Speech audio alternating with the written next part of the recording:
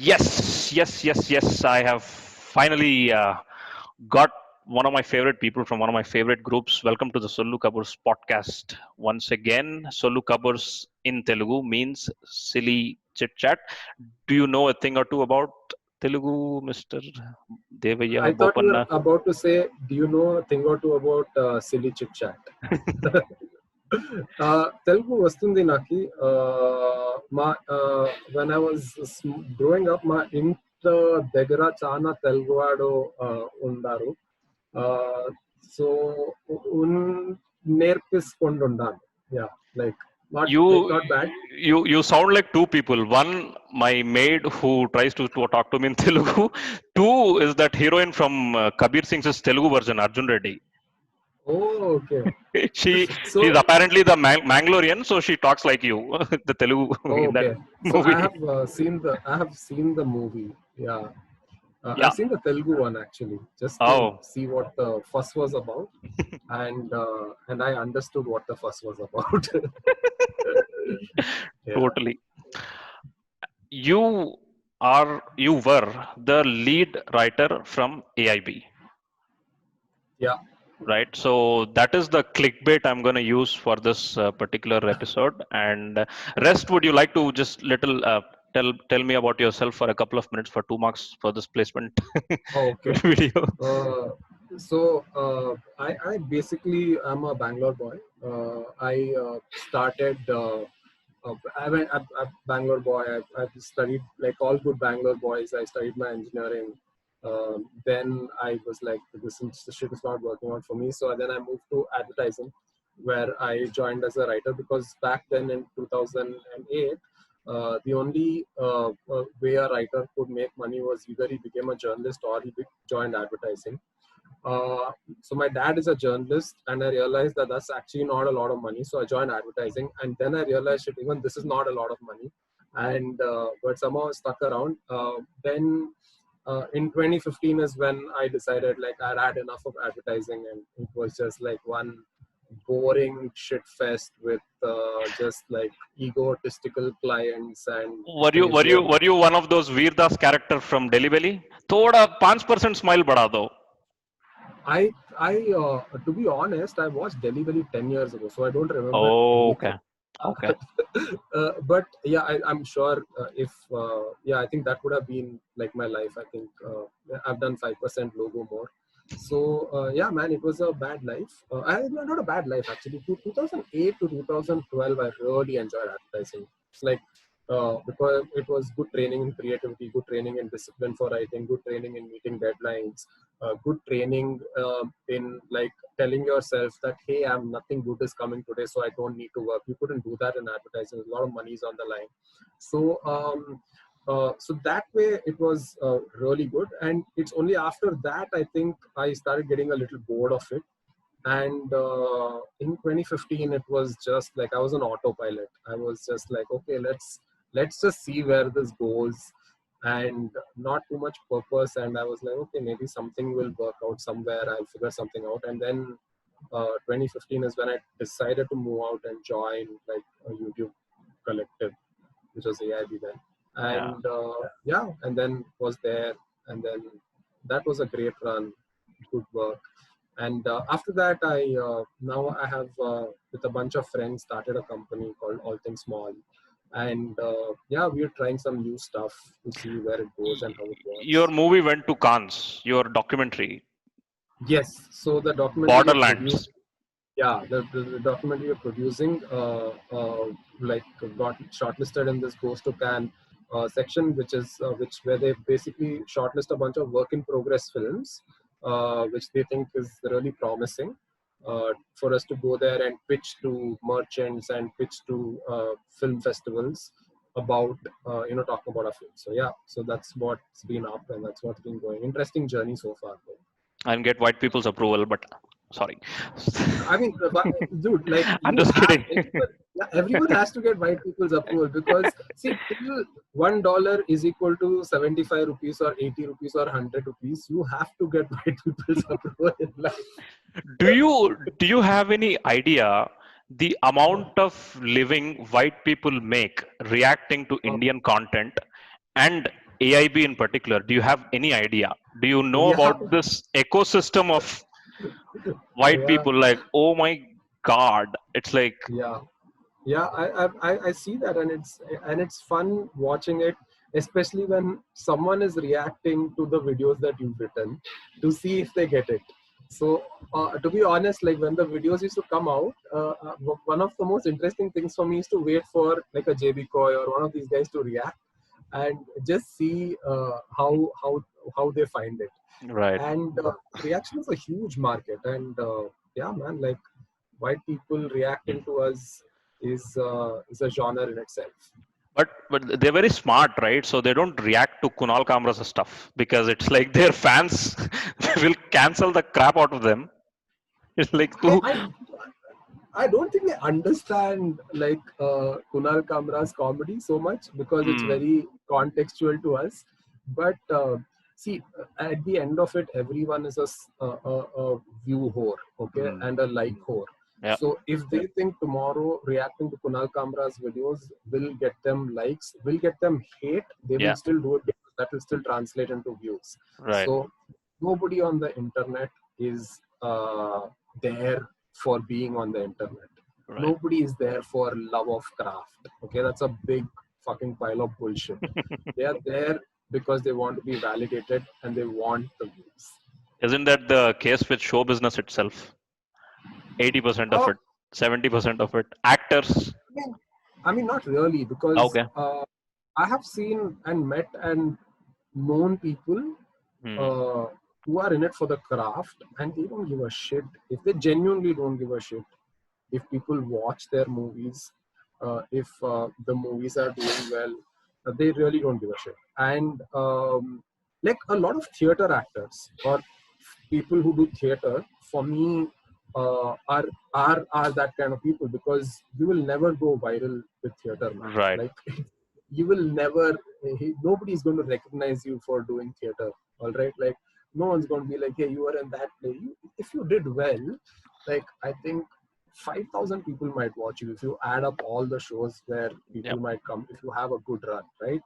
And still they do it. No, not much money, not much recognition.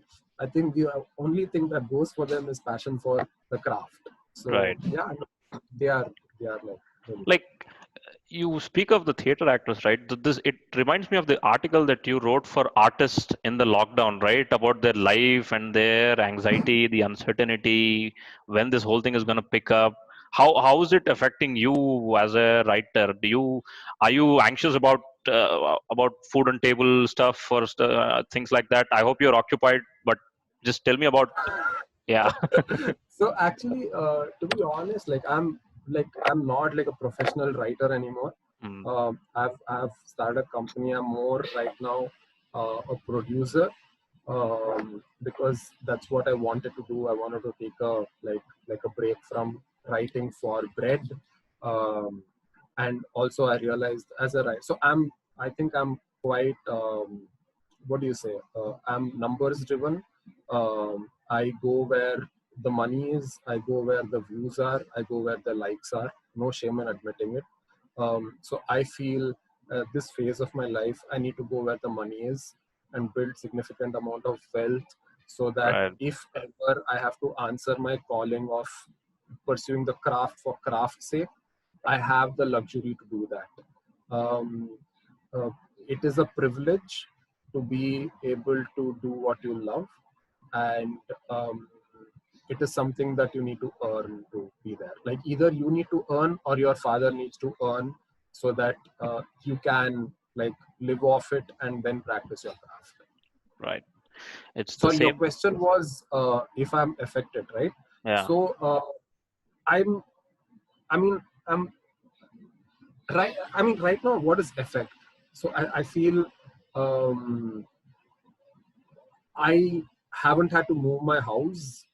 I haven't had to go to a smaller house. I don't have to think before like ordering my food, or like I don't have to think about immediately bringing my lifestyle down. So I think that's enough, man. I think that is like a great place to be right now, considering so Yeah, many people are losing jobs, their right. livelihoods, and like having had to tone down where they are in life.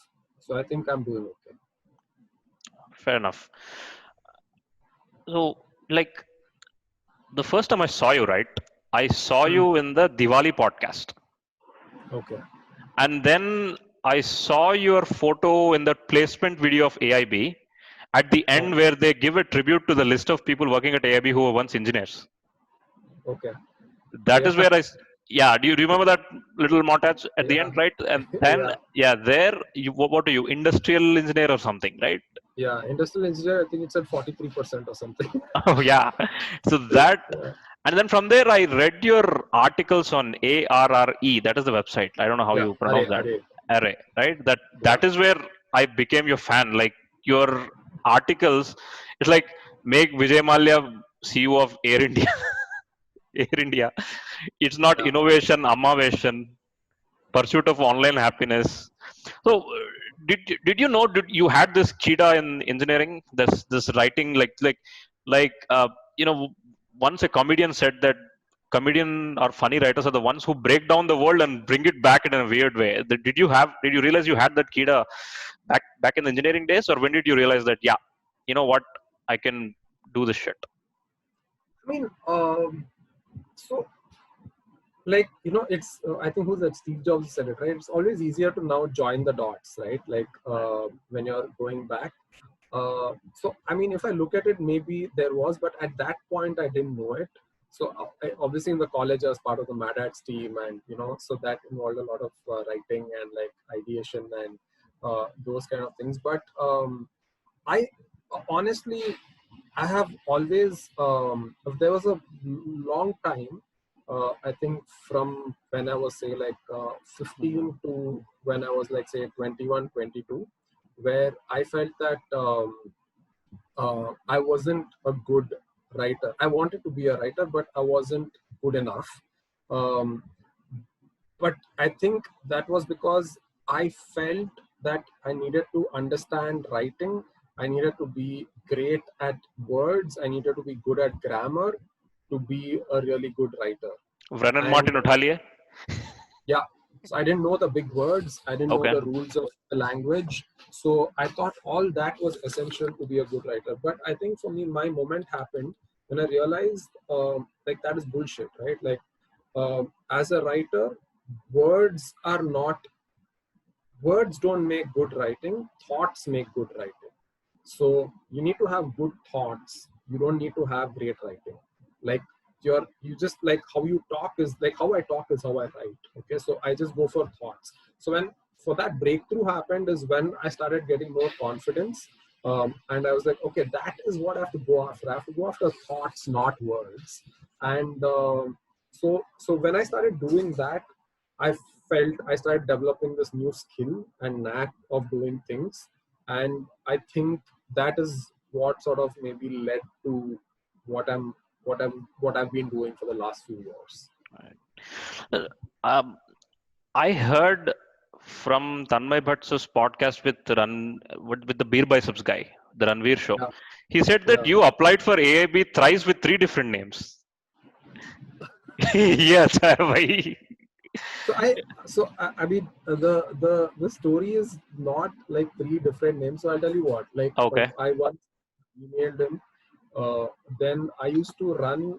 So my friend and I, Nikhil. So I've always been a student of the internet. Okay, I've always loved understanding the internet. I always loved the social engineering aspect, like how to change perception, how to like sort of get into people's heads, how to communicate better. So I would just keep doing these various stunts on the internet. And one stunt was my friend Nikhil and I. We started this fake Vijay Mallya account on Twitter.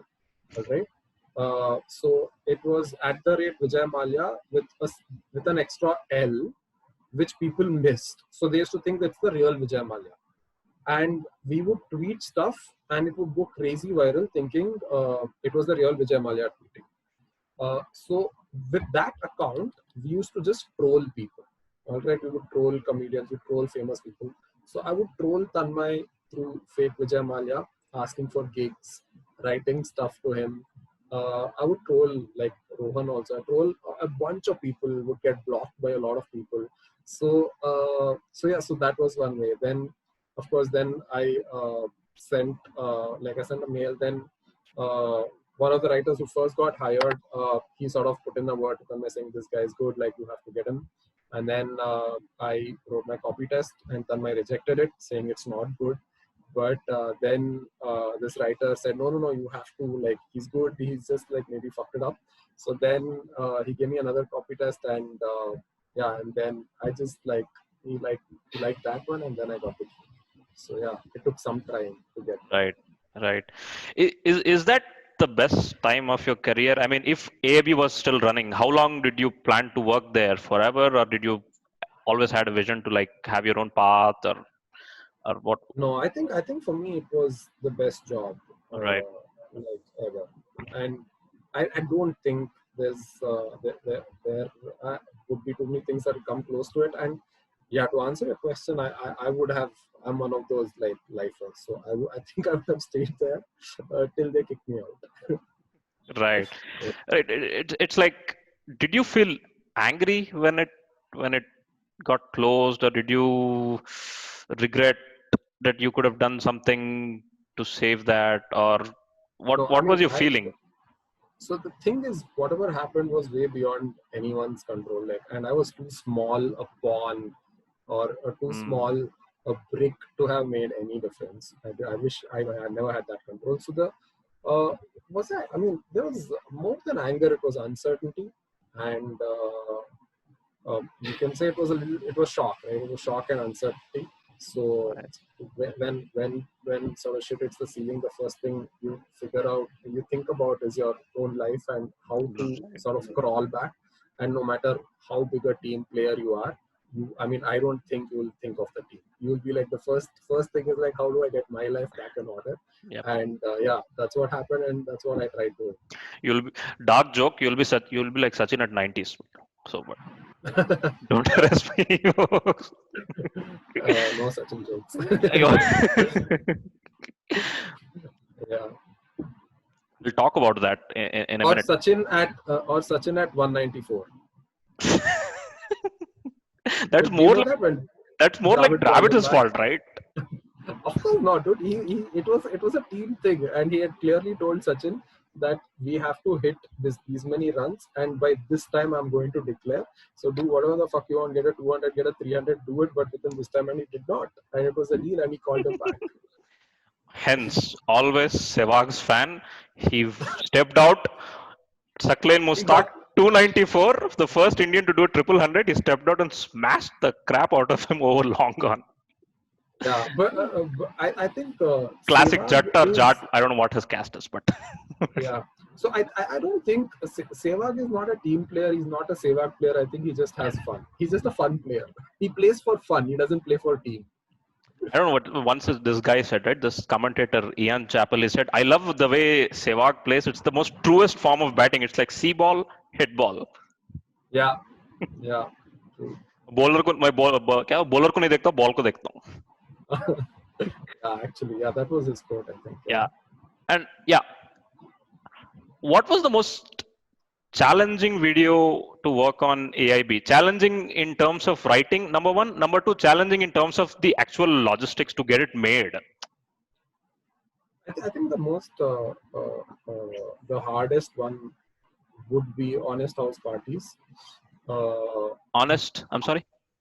We did a sketch called Honest House Parties. Okay. So I think that was very crazy, man. That was like, it was a lot of people, a limited budget, and the writing for it took some time, and it was tiring to write it because of a bunch of reasons. Um, like um, like we realized, like, while writing it, it is not working, and then we had to change the whole approach, rewrite it, write it.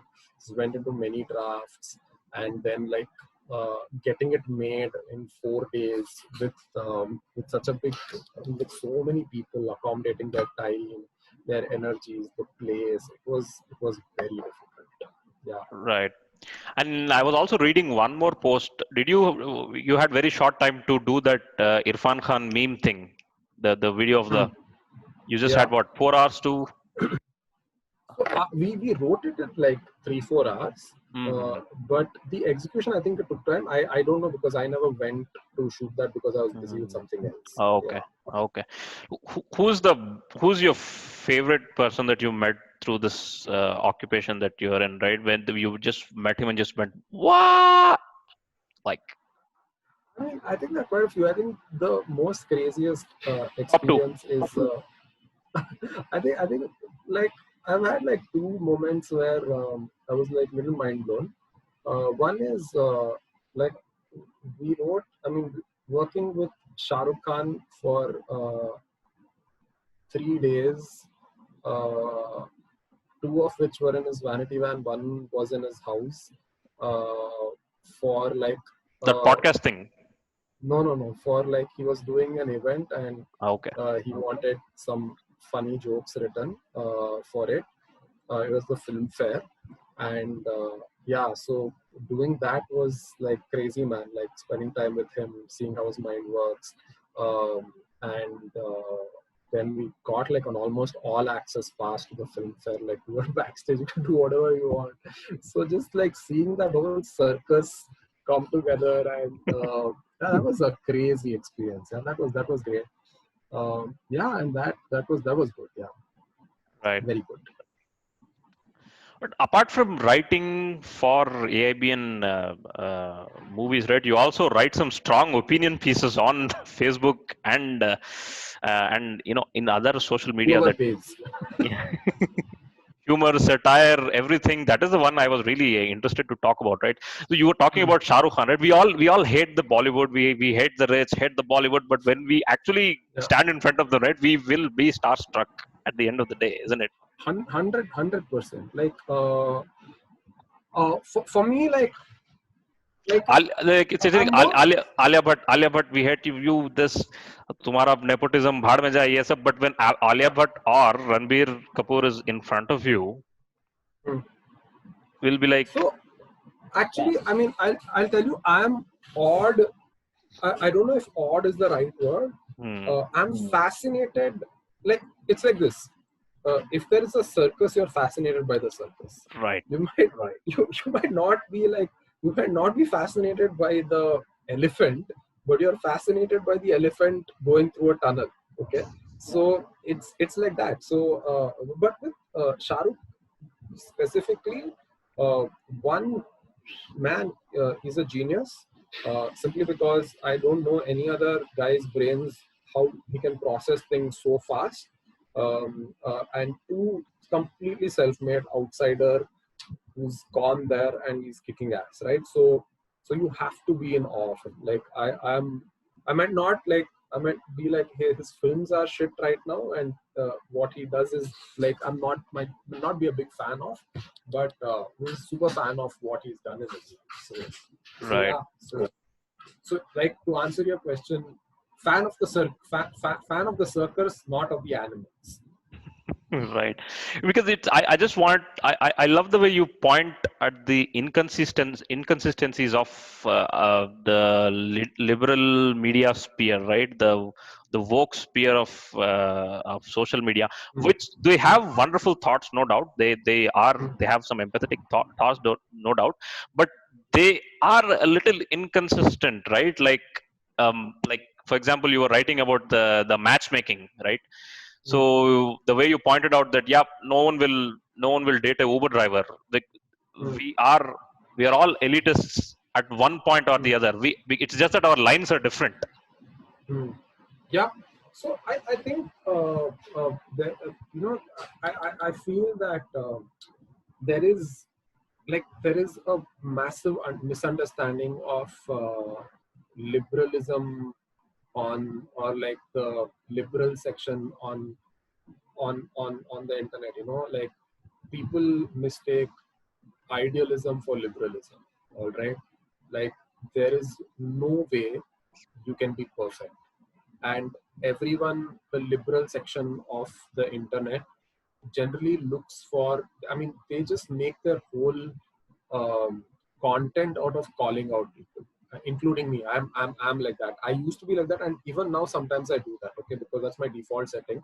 So calling out people is where you make your maximum content on, and you just keep looking for people for you to call out someone. People have to fuck up, right? And when they fuck up, you just go all bash them up completely online, and that is the culture. And you do it because you're woke, and you just found this nice word to sort of defend yourself against any sort of criticism by just critiquing other people. Like, I feel that even if, for example, even God can't be a good left liberal, because he's going to or she's going to fuck up in some place. And I think God also will get called out on Twitter, like, for missing something. Like, you are not inclusive because you didn't make everyone rich. Like, so so I feel that I feel calling out cancel culture is just so prevalent because it's the easiest thing to do. It's the easiest thing to not spot. It's the easiest thing to spot imperfection in someone, right?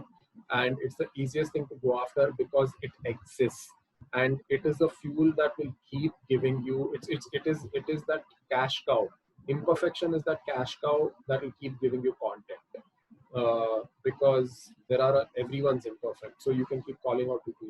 You can just go on and on and on and on and on about people, and it becomes a point where I know so many people who call out people on Twitter and social media but are fucking flawed themselves. All right, and it's just that they are nobodies and nobody gives a shit about them. They've not achieved much, so nobody calls them out.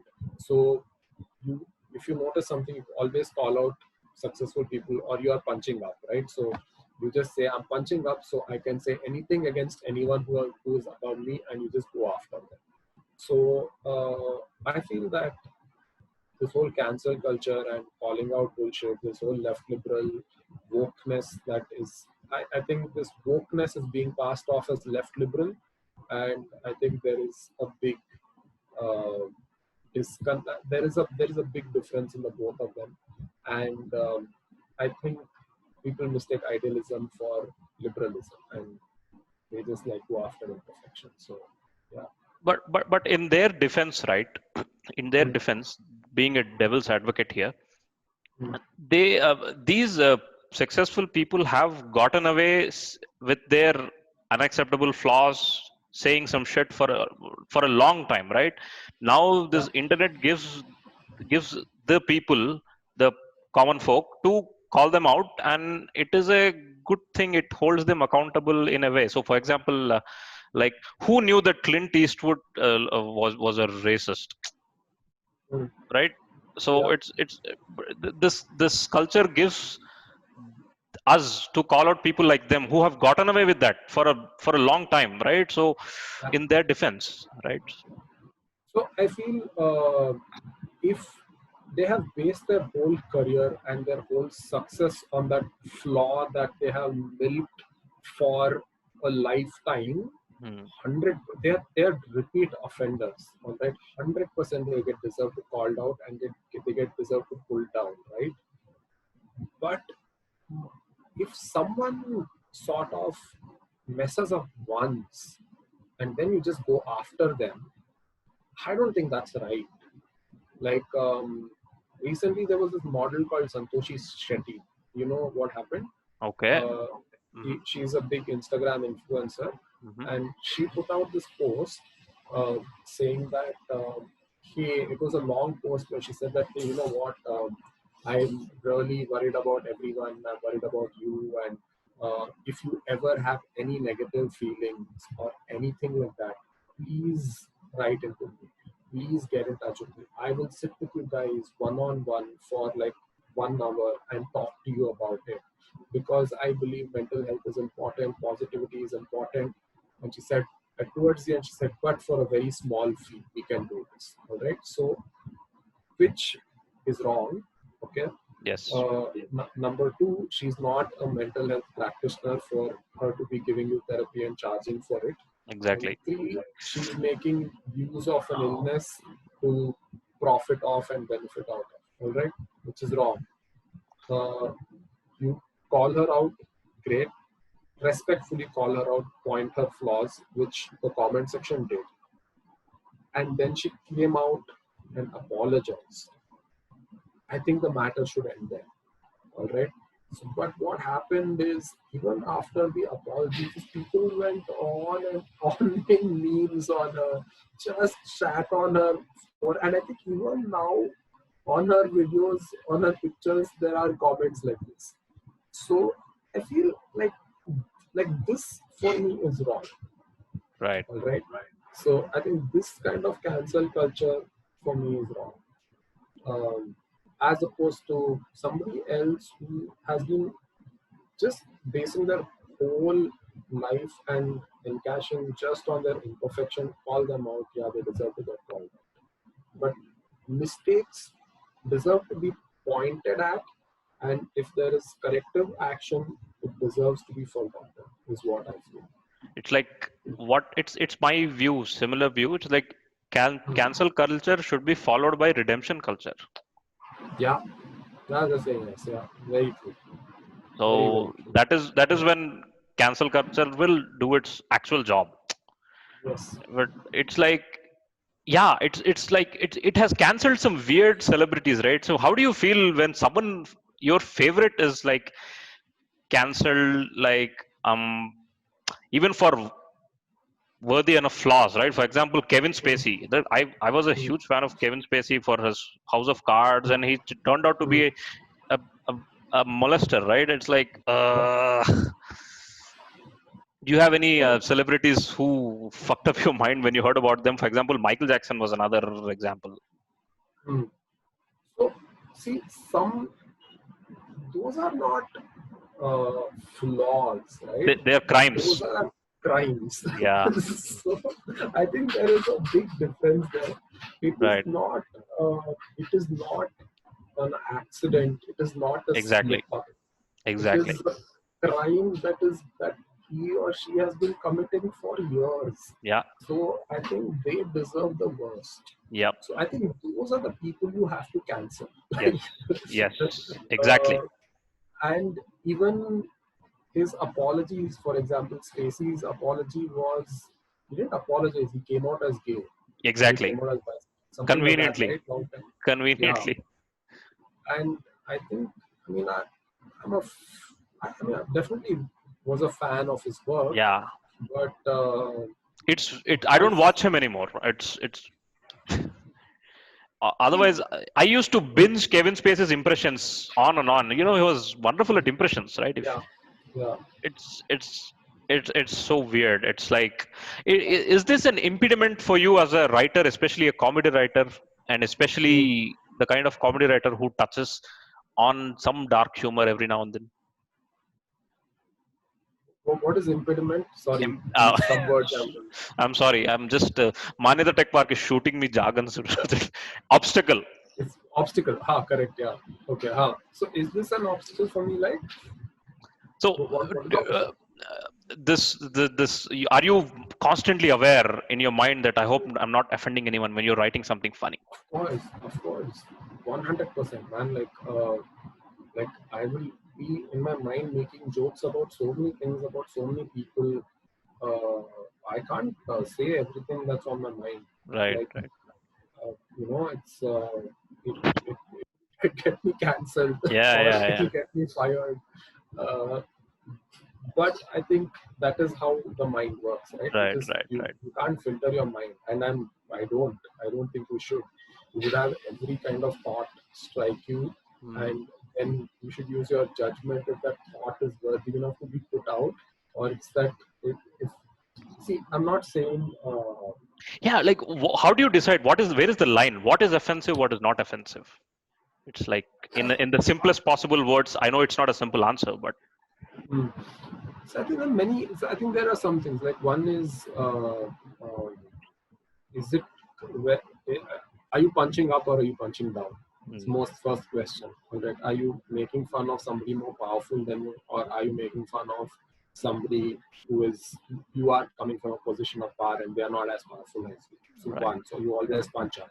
The second thing is I mean, this is what I think is like, is this like, when I'm making a joke or when I have a thought, um, I think about my privilege, like, is, am I not seeing something because I'm privileged? Am I not seeing something because I'm male? Uh, is this a function of my upbringing? Is this a function of my caste? Is this a function of my gender that is making me have this thought? And more often than not, it is. And then I automatically know that if it is something that needs to be said or put out there, because not because I'm going to get judged or I'm going to get cancelled. I can't say I don't care, but that is not the first reason. First reason is it going to hurt that person? All right, like if tomorrow, like a powerful white man said shit about brown skinned people from India, uh, it is going to irritate me, right? And because he's coming from a position of power and he is privileged, developed country years ahead of us, shitting on us and our race is going to irk me a little bit.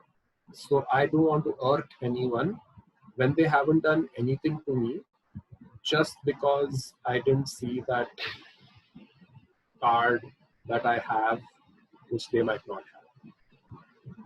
So for me, these are the two things that I generally And think of. one more thing, right? We joked about Sachin, right? For example. Yeah. So it's like Sachin's fans get offended. Okay.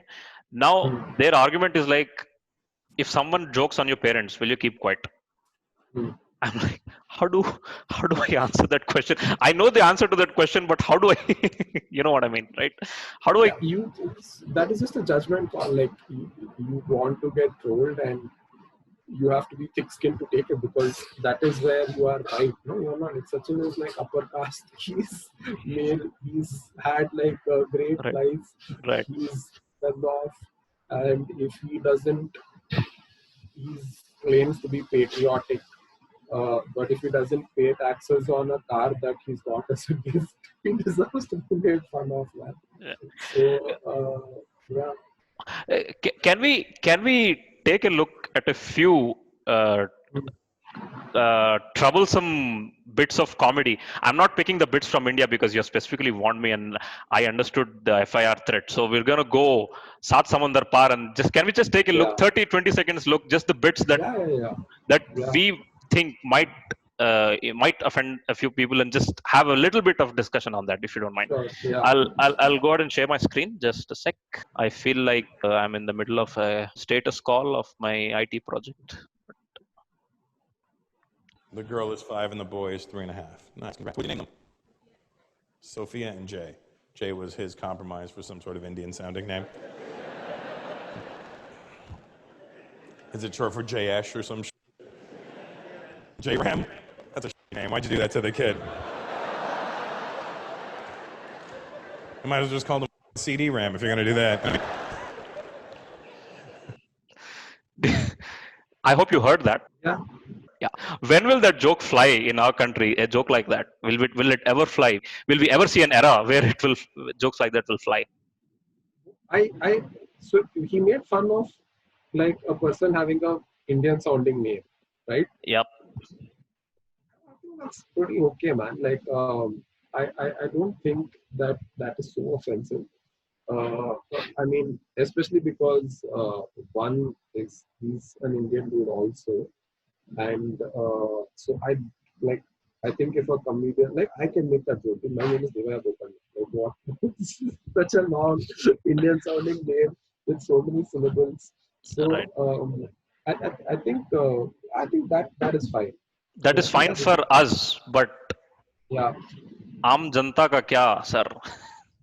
I mean, see, you can think about the punching up. You can think about your privilege card. but which for me both of those it doesn't violate. Okay, and but you can't think of human stupidity, right? So that is a chance that you take. That is a risk that you run. Yeah. Right. Can we go ahead? Sure. Okay. This guy, he's going to roast the Jews, right? You know the stereotype of Jews, right? That they are bankers and they're good at investments. You know that, right? Yeah. Okay. Let's take a look at this. Gangsters are against us. Okay. But you don't have oil money. He's trying to guess the nationality of an audience member. So that's the context. You do have oil money in your country? No oil money. And you're in the Middle East? Israeli?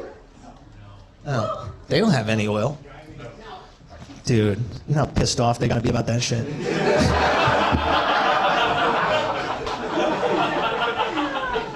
That's the one bad investment Jews have made.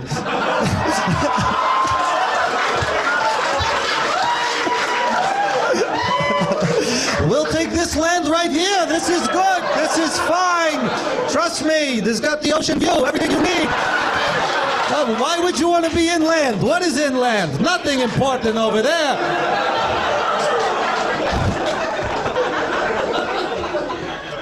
50 years later, like, maybe we should expand a little. Maybe we should move in a direction that has something of value, okay? Our big... Was that anti-Semitic? I mean, is he a Jew? I don't think so. Let me Google this real. I don't think so. Last I remember. Okay, let's just assume he's not for a moment. But I don't think I don't think it's a very thin line, right? Yeah. So you understood why I chose this joke, right? Yeah. So it's a very thin line. Like one is it's an observation. All right. He's not insulting. Like he's not insulting like a Jewish stereotype, all right, and it's an observation, and like it's not about caste, it's not about race, and I feel that also it's about Israelis, right, and Israel is still like considered a developed country. It's not got many. I mean, I'm not sure of this, but it is definitely privileged. That's for sure. It's privileged. In the Middle East, at least. Yeah. Middle East. It's not like stricken with the poverty. Like if he was making fun of a country that was stricken with poverty, still it could have been a problem. But he's not talking about their race. He's not talking. It's an observation. I don't think it is like problematic. Okay, cool. Two more, please. I'm sorry if you. I don't know if you're enjoying this or. Yeah, it's fun. Yeah. Okay, let's do one more. Do you know the comedian Don Rickles by any chance? No. Okay, Don Rickles is like the insult king. He's like legend, like बहुत पुराना. ठीक है. I'll show you a bit of it. Two things he does. He roasts. There is a tribute that happens for him, like a tribute show where his best friends like David Letterman, Jon Stewart, this guy, right? What's this? Seinfeld. All these guys, De Niro, Scorsese, they're all his friends, and they roast him, and he roasts them, right? So, there are two parts of that video. It's just 30 seconds. First 30 seconds, he's trying to roast those big stars. Like, ab dekho ab, ek second. I'll just show you. You know, when I should be standing, but I'm sitting here. You know, Letterman's not the kind of guy that gets out too much. You know, he's out in the Midwest with his wife saying, "Honey, shoot that cow and let's go to bed early." But God bless him, he's not a big waver. He really isn't. And it's sweet of you, Dave. I know your busy schedule of going to the bank and trying to figure out what the hell you do. So,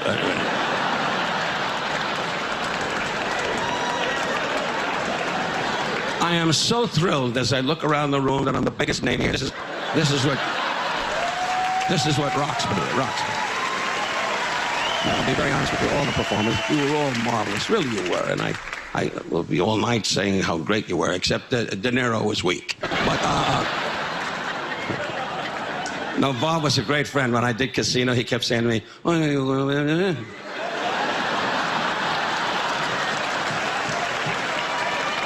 like an idiot, I said, yeah, Bob, okay. Yeah, Bob. But he was great. Every time we did a scene, and Martin Scorsese, God bless, one of the great directors in our business, has a little problem with asthma. And so during a main shot, he goes, and I got to kiss his ass, so he lets me do it. But, Will our stars be as sporty as that at any point in our lifetime? I think the AIB roast was pretty crazy, dude. Okay. Those, I mean, they are great. I mean, they are the younger generation, obviously, most of the people in the AV. I don't want to take names, but you know who I'm talking about. But I feel, I don't think we can generalize because maybe no one has gone to them and told them we'll do this, all right? And secondly, maybe these are the only people in Hollywood who would allow you to. It's not like egos don't exist there. It's not like delusional superstars of yesteryears don't exist over there, right? So they also, I'm sure, have a list of people who would not like this. And but I feel their audiences are also mature in terms of they have been exposed to this kind of comedy for years. The stars are exposed to this kind of comedy for years. So it will be unfair, I think, to assume or to judge Indian audiences and Indian superstars for not being sports in something like this, right? Right. Like the example I feel like I usually think is, see, we all have as a generation, we just keep pushing the threshold a little bit. Threshold of edginess, threshold of boldness. And what we do today is considered extremely edgy 20 years ago. Marrying Exactly. out of the community today is extremely edgy 20 years ago, right? It's something that we take for granted now. And living in is okay. It was extremely edgy 10 years ago. All right. So I feel it is more about your talk. Still is in Haryana and Chennai and Yeah, in some places, exactly. yeah. So, but I feel that every era you sort of push the envelope and you normalize a few things. All right. And it's the same with comedy. It's the same with any culture. I feel 20 years from now, say my kid might, or the generation then, it might be very normal for three people to be married together. All right. And having an orgy could be a pastime. All Yeah. right. And for us, that will just seem crazy. It's same about like our grandparents may be thinking like sex before marriage or any sort of physical intimacy before marriage is like, oh my God. Like, I think that is the reaction we will have when the next generation says, hey, like, I'm just calling 4 friends over and having an orgy at home. And then you'll be like, and they'll be like, but the parents are not cool at all, man. Like, what is happening? So I think it's a generational. So I think even in terms of comedy, I think that's what will happen. We're not exposed to it, but once we normalize a behavior, I think it becomes the next step is easier acceptance. Right.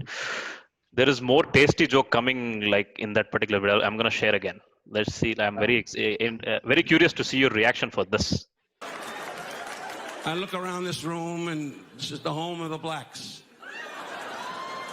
And I see 3. Anyway,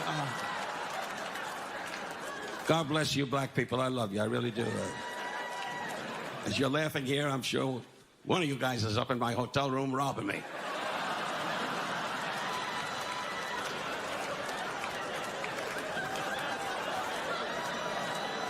Anyway, I mean, I'm a little divided on that. but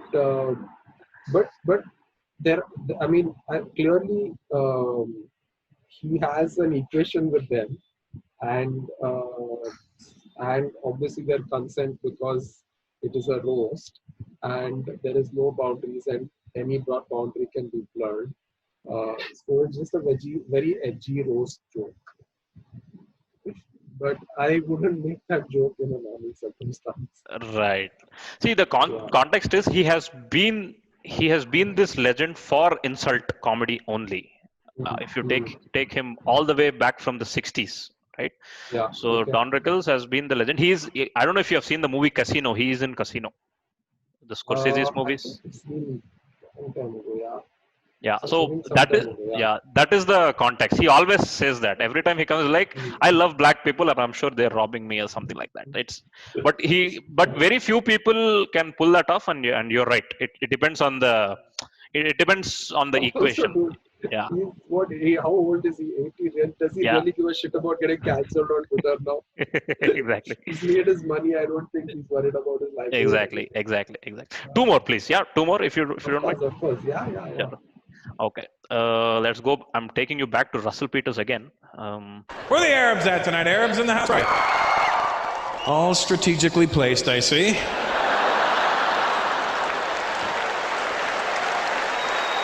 That's no accident. All in the center. If this way we all go boom in the middle over, everything is... What kind of Arab are you, bro? Is that Islamophobic? Of course it is.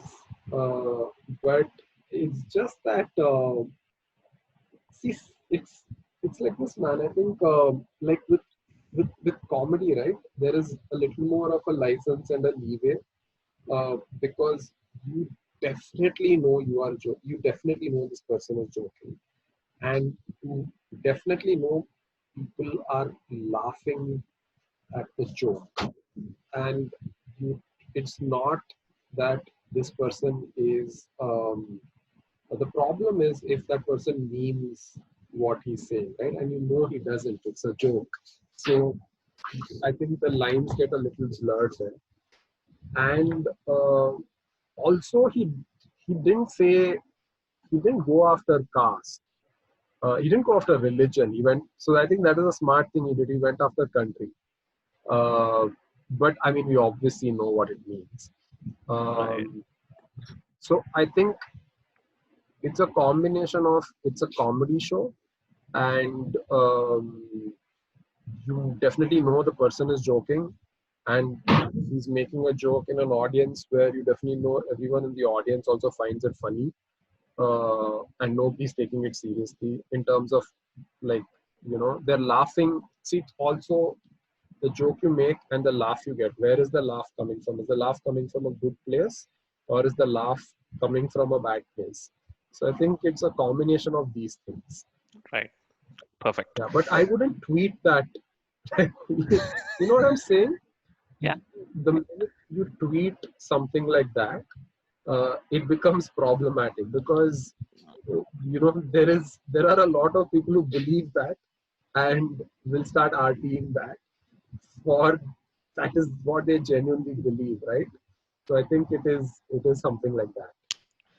One more thing about the social media and the tweets, right? They are so small. They only cut the snippets, right?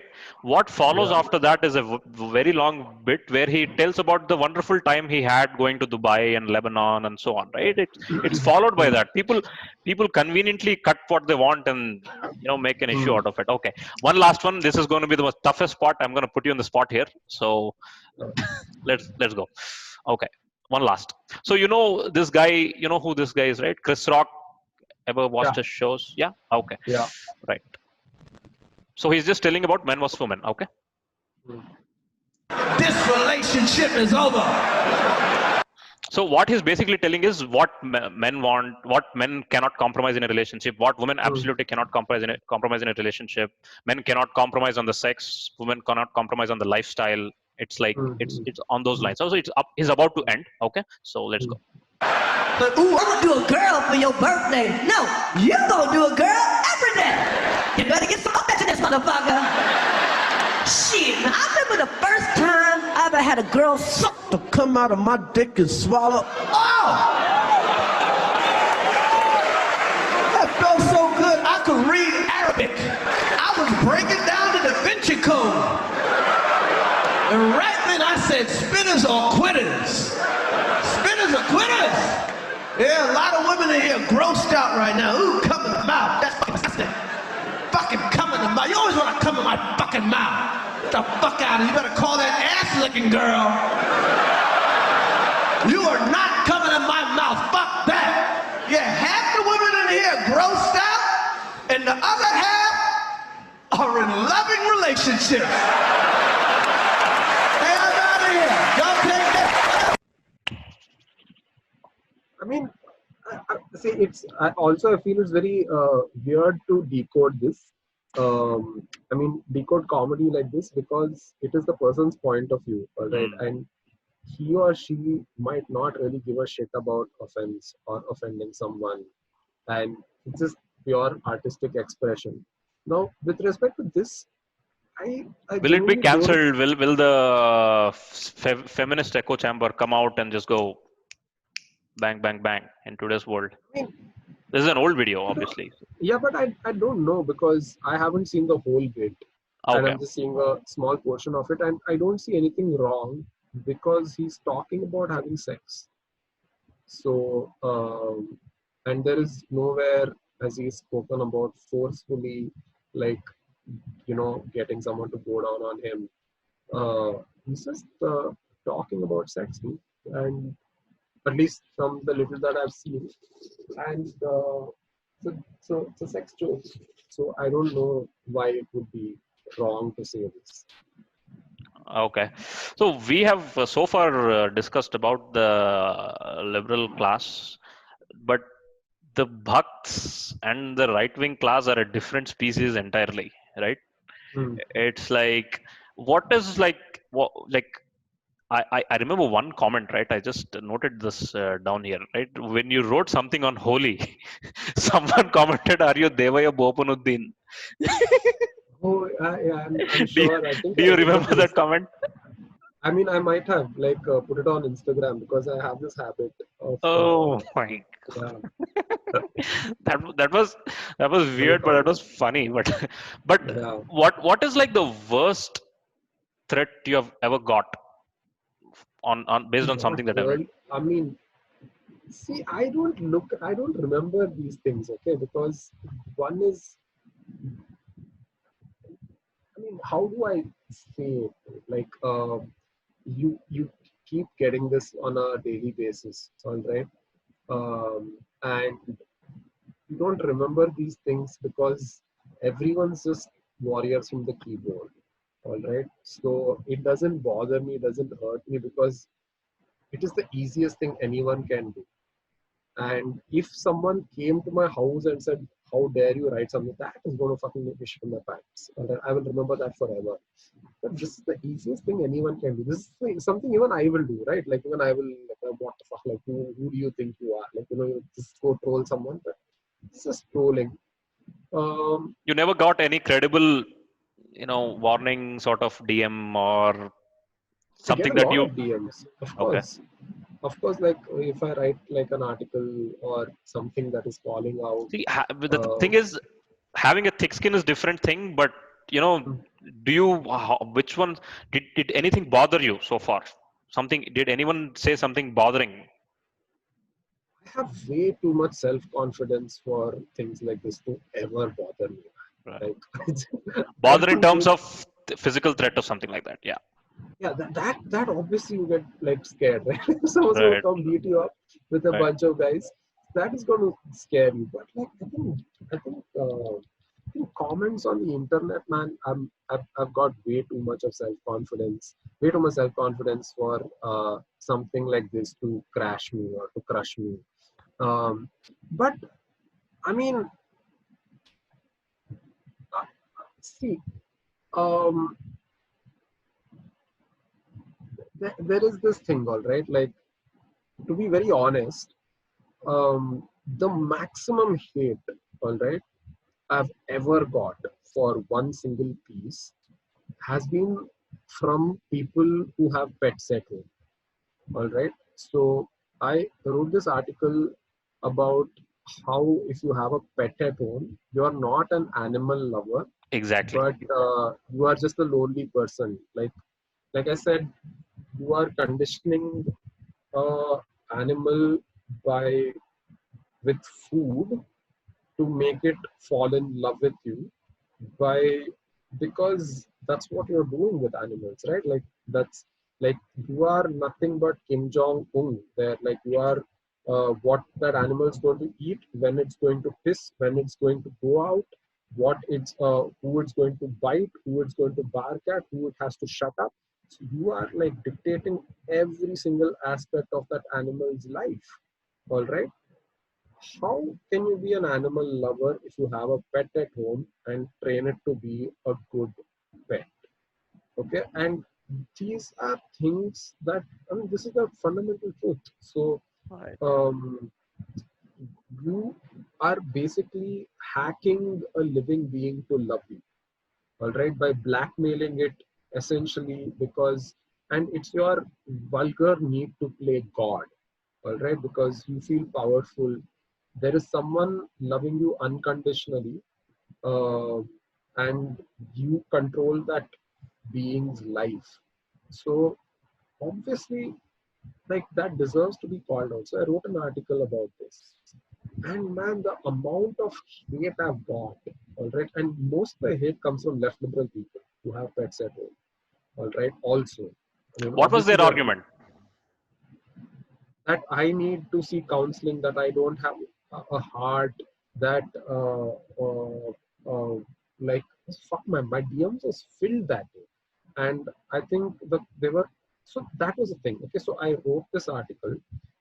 I said like I had like my grandfather had a pet at home, and I will get a pet at home maybe, but I know what I'm doing to that animal. I know I'm doing this for myself. I'm not doing this for the fucking animal. I'm doing it for myself because I find it cute. I like having a dog at home who's going to love me. Who it's like a toy with a life. All right. I'm not giving the dog options to love other people. All right. I'm just the only one who's giving him food, and so I know if I'm gonna, but I'm like, you need to know that. Like, I'm not saying don't have pets. I am not going to have a pet, but I will know that I'm not doing this for. If I really love that dog, I wouldn't. If I love that cat, I wouldn't do what I'm doing to it, right? Um, and I was like, okay, this is a thought. All right, I felt that this is a good thought, and this is a challenges existing status quo. And in my mind, I had arguments supporting my thought. All right, and I'm like, let me put this out there. I know I'm going to piss a lot of people off, and my hope was that people are going to write into me saying I'm an idiot for thinking about this because of A, B, C, D points. And I was just waiting for a good comment, a good DM to tell me why I'm wrong about it, why I'm entirely wrong about what I've written. I didn't get a single one, all right? And everything was just shit. So, right from ranging from this writer doesn't have a heart, like you need help, you will never love another human being. I think He's those the messages reflected their own dishonesty, right? At least you're honest about exactly. yourself, right? It's like Yeah, yeah. at least It was it a good felt certain. argument. A good argument would be like it's like pet is like my kid. How was it like your kid? No, it's not. No, no, because your kid will one day Go like have its own go life. have its own life. Your kid, of course, you're going to like your kid will always have the Hmm. option of quashing everything that you taught her or Hmm. him, and like leading her or his own life, and has the option of turning their back on you, right? They can go like make their own food tomorrow. They don't fucking need you. Yeah. They can go earn their own money, but a dog can't do that. A cat can't do that. Yeah. Yeah. Uh, So the thing is, what I'm asking is, they didn't even ask the basic question that I asked. Like everyone was like, yeah. It was just like boom, boom, boom, boom, boom. right, And so for me, like hate, I think comes from everywhere. All right. It's where you stoke it. So if you write a piece against right-wingers, you are going to get hate. If you write a piece against left liberals, you are going to get hate. And sometimes it's just that, yeah, I mean, it's hate is hate. And if you right. write a piece of animals, you are going to get hate. So I don't think there is a classification of hate or there's a classification of stupidity. I think everyone is equally stupid, everyone's equally dumb, and everyone's equally ignorant. It is just that who indulges in better conversation. Right. I think that is what makes the difference. Speaking of your pet article, right? It's like having seen Tiger King, right? It's like if you truly love the animal, you would let that guy should have let the tiger go. Yeah, yeah, crazy, right? crazy, So crazy. yeah, do you feel, so two questions mixed in one, maybe the last. Do you feel threatened or bound, like or shackled as a writer, as a comedy writer post 2014? Or do you think if the roast had happened before 2014, it would have been okay? When did Not the all. roast happen? I'm sorry. When did the roast happen? 2014 end, I think. I wasn't there at AIB then. Oh, you were not there. No, I had nothing to do with that. Oh, okay. You I joined escaped. him after that. Oh, okay. So no, I don't think it would have mattered so much. Like people who got this would have gotten this. But is your question more specific to me now? Like, Yeah. So do you feel threatened post 2014? Is there something different about the post 2014 era that you see as a writer and specifically a comedy writer, a satire writer? Of course, 100%. What is the difference, if you can elaborate to the viewers, which among whom few of them are Saab ke bhakts? The fact that you can't say it so openly is testament to your to the question that you are asking me. Modi bhakts yaar, bhanchod, bolo.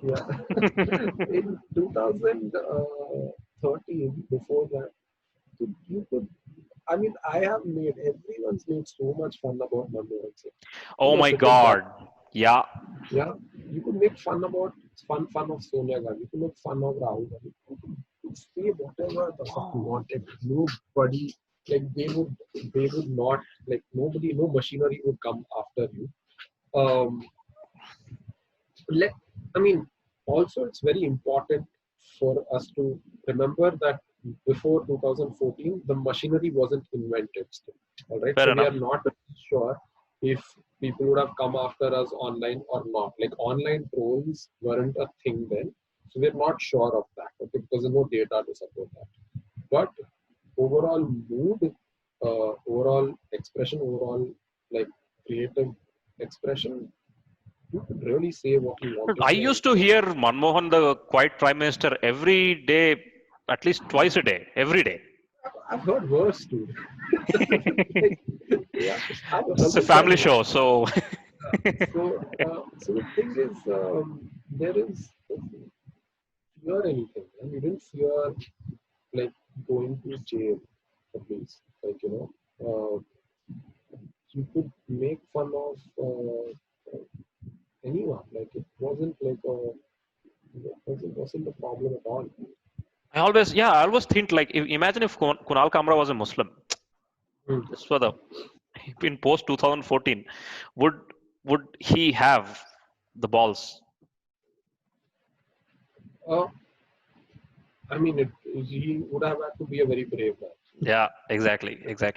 Because I think of the old posts that I had posted about Rahul Gandhi, Sonia Gandhi pre 2014. I just sometimes it bothers me sometimes. Like, should I go back and delete those things? Should I let it be there? What is the because I don't like this idea of deleting the old posts, right? Even if they're problematic, because they reflect who you are, and now they reflect that you have grown I, out I, of. I, yeah, I think it is. You can look at it like that, where how you grown as a person, Yeah. and you don't stand by most of what you said back then, and it is okay to change. You are supposed to change. You are meant to change. You can't have just one thought all your life. If you have that, you're a very boring person. And as far as deleting goes, I just think like you should do it if it is going to come in the way of employment. If it's tomorrow going to get you in trouble, uh, I'm not like a. I mean, I'm not like you said that, so you stand by it kind of a person, right? Like you can't. I think I'll be very pissed off if I lose a job or lose a gig because of some tweet I made Yeah, it's in like 2014. I'm not a politician. This is not what defines me. And if it is going to hamper me getting work, then yeah, it's like then there was a time even when we forwarded wife jokes, right? But now I don't yeah, feel comfortable forwarding wife jokes, yeah, right? So it's yeah. like, So you've grown as a person, and if you think that you have grown as a person, and that tweet or that update still being there might get you into trouble later, mm, and you because you don't stand by that thought, all right, it's okay to delete it, all right. I feel it's okay to delete because I know I've grown as a person. Why the fuck should mm, I show the internet that I've grown as a person? Like, yeah, use the internet. They didn't pay my college fees, they didn't pay my school fees, so who the fuck are they? Why am I answerable to them? So you can delete it. That's what I think. fair uh, enough. but but if you still believe something like that, then I'm not sure. Like, maybe you just want like better job opportunities because that might still come in the way. So you still do it. Exactly. So what you're saying is basically I'm in the position of a privilege where I don't have anything to lose, so I can keep Yeah, those tweets right there. But maybe yeah. if this podcast grows beats Joe Rogan podcast, then I'll go back and delete. I think if the podcast beats Joe Rogan's podcast, you can go and fabricate some stuff that you wrote in the past and still won't make a difference to you right now. Right. Yeah. Right. Sir, it's fun chatting with you. It's great fun, and I hope I kept up with the promise of not bringing up how you came into AIB and all that story. And hope you had a fun chat. Yeah, I It's a mean, privilege, so the only fanboy moment. reason, not really, man. The only reason why I'm bored of saying that I've gone on like some 4 different podcasts in the last 2 months, and that has always been the question. So I said, if you're doing a podcast, let us just talk about things other than like my story or my journey, because one, I'm not so big that anyone will give a fuck so much about what I did and what I thought and what I became. So, and two, it's just too boring to just keep talking about the same thing. So I was like, let's talk about something else. So, folks, those who give a fuck about how Devaiah Bopanna got into AIB, check out his old podcasts. I'll mention those in the description. And sir, please tell about your social media presence real quick for the audience. It's present. Omnipresent. if if if you don't come across my work, then I think I'm not doing a good job. All right, folks, I will Yeah, mention the links in the yeah, description. please. It's great fun talking to you, sir. Thank you very much for doing this. Good luck to Thanks, whatever Najeeb. you are. Superb. Thank you so much. Wish you the same. Likewise. And when this becomes bigger than Joe Rogan's podcast, please do call me back. We will smoke weed and drink and bring some Yeah, stocks and down, crash some markets. watch my company's shares go down. Exactly. Cool. That's it Yeah. from the Sollu Kaburz podcast, folks. If you have been this long, thank you very much for listening or watching. That's it. Until we see Yeah. you next time. Bye, everyone.